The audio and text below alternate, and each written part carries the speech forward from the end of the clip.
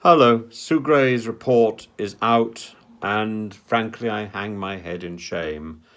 The chunder on the walls, the gloating, the contempt for ordinary people who were not prepared to pay a fine, who were not prepared to break the rules.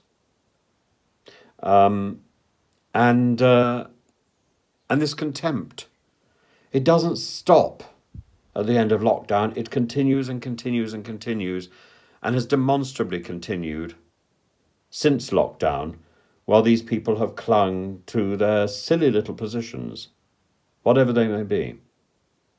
Whether Boris is himself culpable, I don't know. He set up the environment where this was acceptable.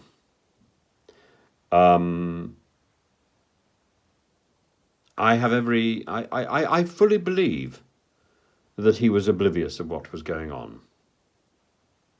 But he shouldn't have been. And that's really the issue.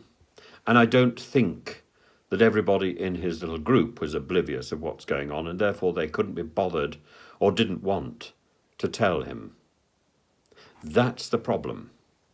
And if they're not prepared to tell him about small things, why would they tell him about bigger things, things that matter?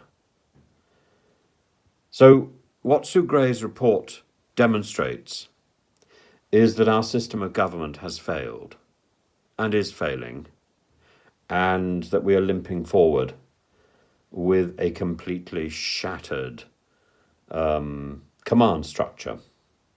Now, I don't believe that replacing Boris at this moment is in anybody's interest, because the people lining up to replace Boris are worse.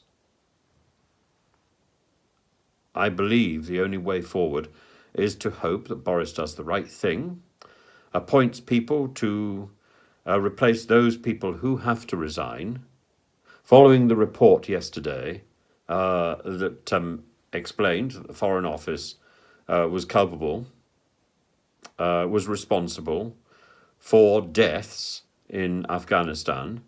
Dominic Raab should not be on television defending Boris today. He should be out of the door, and somebody else should be in his place. I think, frankly, Ben Wallace should be out of the door too. It doesn't matter how much he may have redeemed himself during the Ukraine crisis.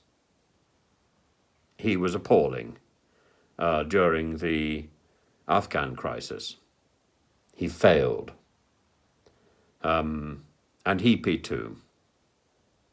These three should make way, absolutely, for politicians of substance who get their feet under the cabinet table and get the experience that they need so they can take over the top job. Priti Patel should back away. Liz Truss should back away. All of these people are failures, abject failures. They should be hanging their head in shame. They are all culpable. I wait to see who's going next, if any.